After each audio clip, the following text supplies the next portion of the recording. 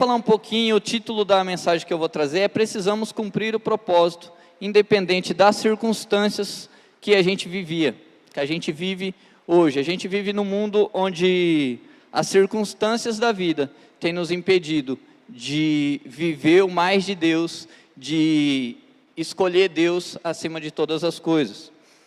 E eu queria começar lendo com vocês o Salmo 105, do 16 ao 22. Salmo 105, do 16 ao 22.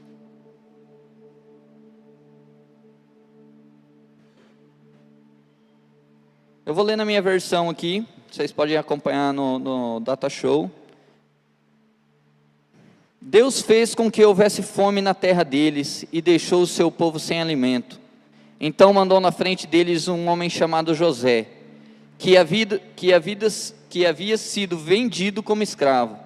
Os seus pés foram presos com corrente, e no seu pescoço puseram uma coleira de ferro. José ficou na prisão até que se cumpriu o que ele tinha dito. A palavra do Senhor Deus provou que José estava certo. Aí o rei do Egito mandou soltá-lo, e o rei de muitas nações o pôs em liberdade, e o colocou como a mais alta autoridade daquela terra, para governar o país inteiro. José recebeu o poder para dar ordem aos príncipes do reino e para orientar os conselheiros do rei.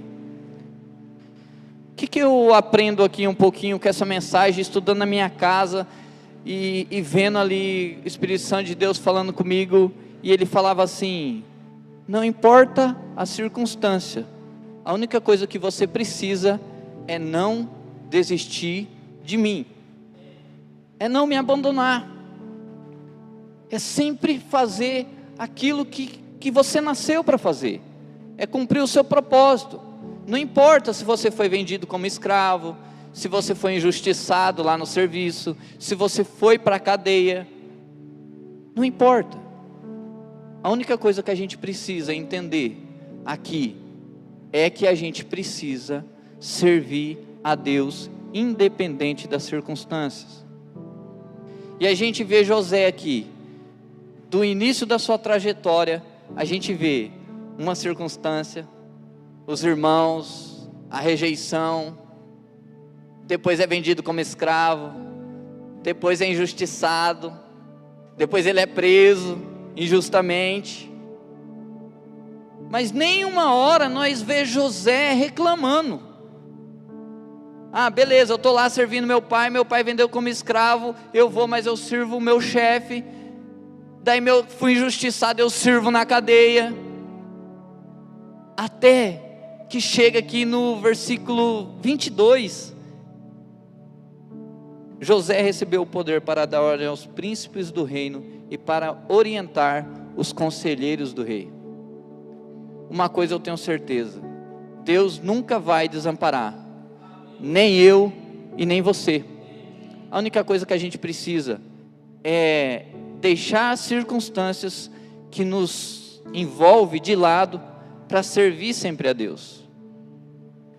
Mas em compensação, nem sempre a gente consegue, nem sempre, às vezes a gente está dentro da igreja e vem uma circunstância que aparentemente ela é pesada, aparentemente parece que ela é mais grande do que o que a gente pode fazer, o que a gente pode colocar, e realmente ela é mais grande que você, ela só não é mais grande que o seu Deus.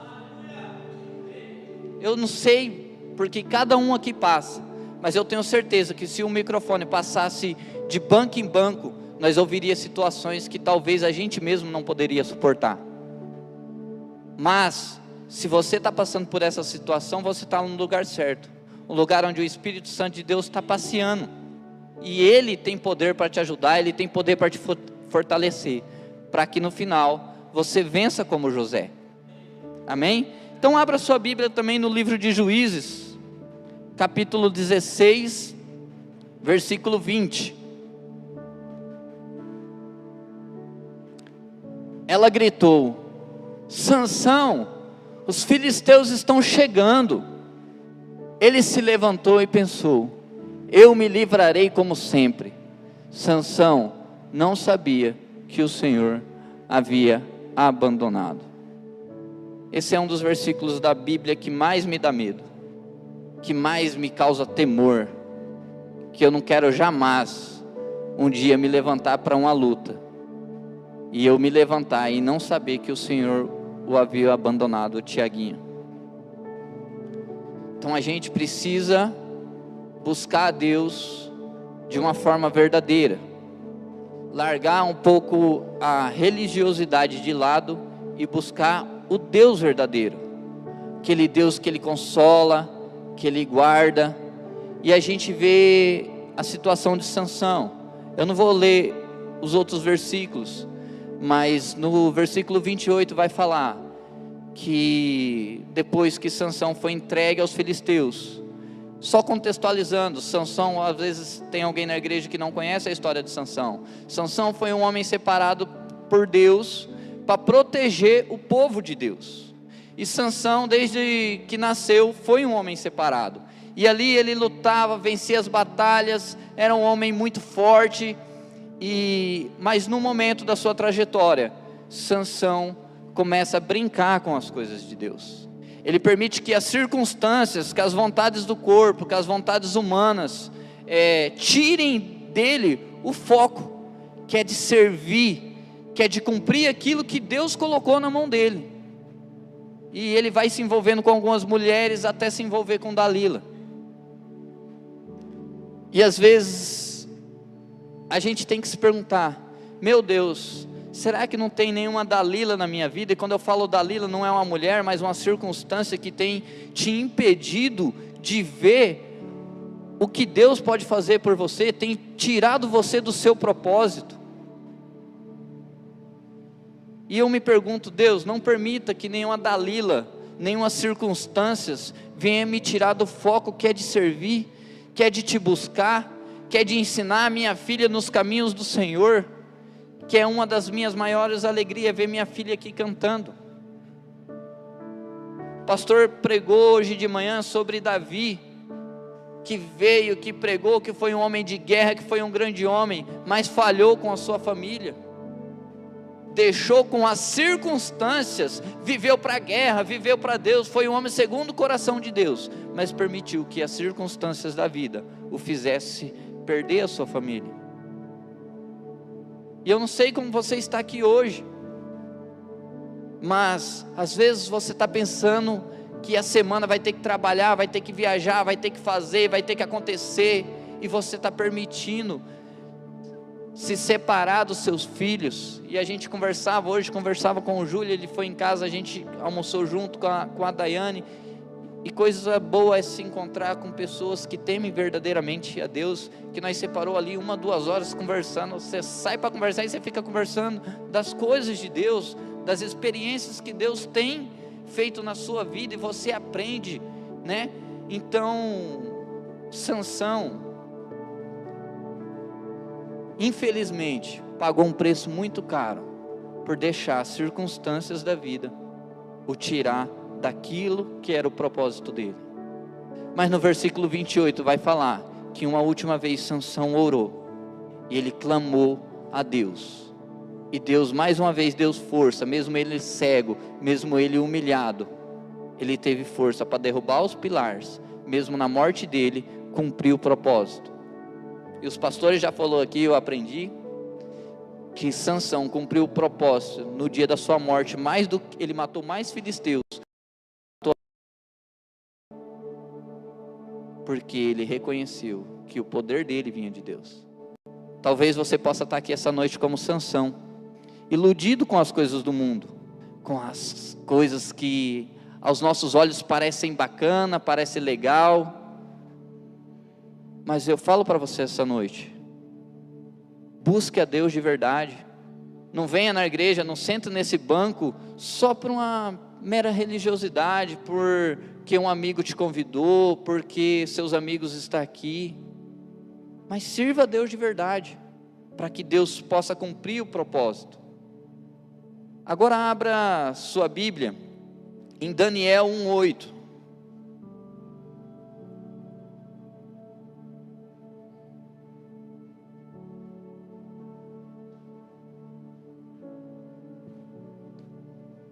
Daniel resolveu que não iria ficar impuro por comer a comida e beber o vinho que o rei dava. Por isso foi pedir as penas que o ajudasse a cumprir o que havia resolvido. Aqui está a vida de um homem que a gente olha na Bíblia, e eu particularmente olho e falo: meu Deus, me ajude a ser como Daniel. Às vezes a gente olha o rei Davi, que foi um homem segundo o coração de Deus, mas eu não quero perder a minha casa, sendo um homem que está pregando aqui, que está fazendo, que está trabalhando na igreja, que coisas nos jovens, e eu perder a minha casa, porque a minha casa é o meu primeiro serviço, é o primeiro mandamento que Deus me manda como pai, como esposo. Mas aqui nós temos a história de um jovem, que também saiu como escravo. Você imagina, um país vem aí, invade os Estados Unidos e a gente é levado cativo. E você chega nesse país e você decide não comer das melhores coisas que tem naquele país, porque você decidiu que você vai se resguardar para Deus. Você imagina isso? Você calcula isso? Talvez se coloca na posição de Daniel, escolher servir a Deus quando você foi levado como escravo. E às vezes as circunstâncias podem estar levando você a ser um escravo, mas as suas atitudes é você que toma. Servir a Deus é uma escolha, e Daniel escolheu servir a Deus, buscar cumprir o propósito independente da situação. Eu não sei as circunstâncias que a igreja passa, eu sei as circunstâncias que eu passo, que a minha esposa passa, que a minha filha passa. E a gente conversava ali, eu e o Júlio, fala: essa circunstância ela não pode me limitar de servir e cumprir o propósito que Deus tem para a minha vida. Em Daniel 6, do 10 ao 11, Daniel decidir não abrir mão da sua fé. Quantas pessoas têm abrido mão da sua fé por causa das circunstâncias? Nós estávamos em Viema e o pastor falou: acabou o retiro e eu perdi o meu filho. Ele não abriu mão de continuar servindo a Deus, de buscar.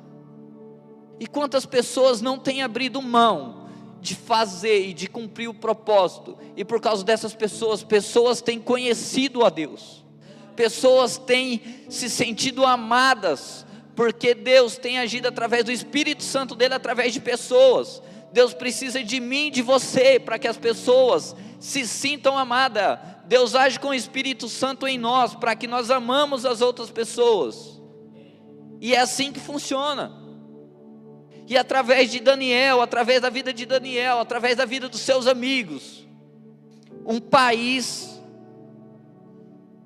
muito forte, em meio à crise, foi sustentado, porque um homem decidiu servir a Deus. Um homem e seus amigos decidiu cumprir o propósito que Deus o deu, independente da situação. E muitas vezes, circunstâncias muito menores têm nos impedido de cumprir o que Deus tem para nós, o que Deus tem prometido para cada um aqui. Em Daniel 10, 11 ao 14, existe um mundo espiritual a qual precisamos aprender a lutar nossas lutas. Eu não estou lendo aqui, irmãos, para não ficar muito longo, mas é quando Daniel ele ora para que Deus abençoe o povo lá, ajude o povo. Depois você pode pegar a sua Bíblia e ler, entender certinho como que foi, que não tem coisa melhor.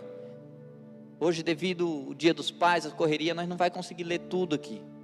Mas Daniel ora e pede para que Deus abençoe o povo. O povo estava passando lá por uma dificuldade, e ele pede em oração que Deus o ajude. E existe um mundo espiritual a qual talvez muitos aqui não lutam no mundo espiritual.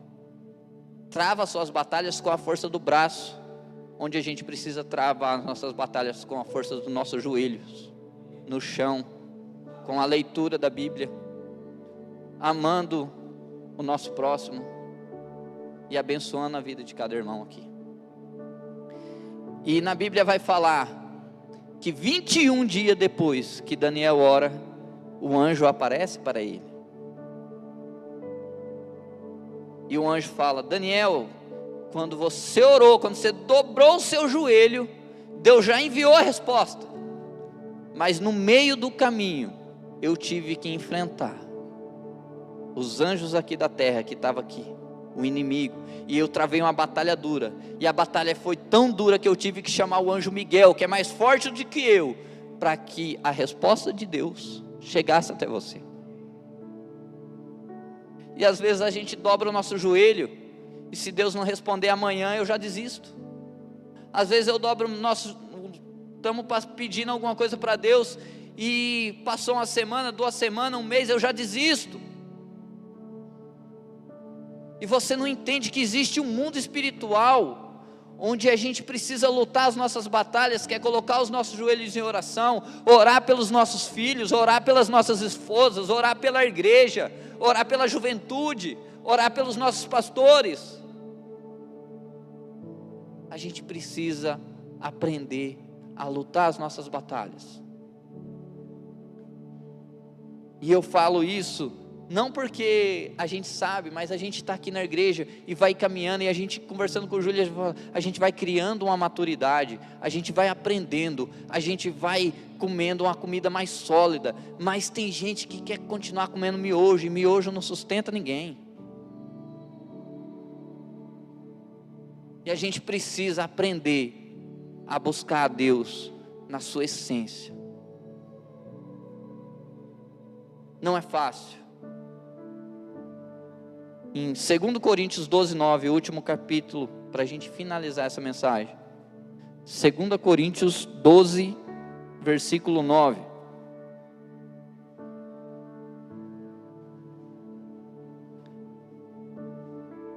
Mas ele me respondeu: a minha graça é tudo que você precisa, pois o meu poder é mais forte quando você está fraco.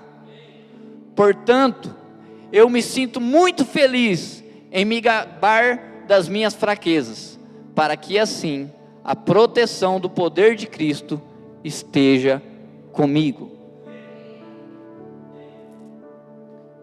Deus não está falando que você precisa ser forte, que você precisa ter doutorado, que você precisa ter mestrado, que você precisa. A única coisa que Ele está falando: a minha graça te basta.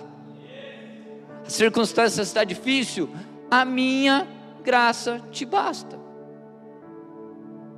A única coisa que Deus pede para a gente é servir, é ser fiel e buscar a Ele em todo o tempo.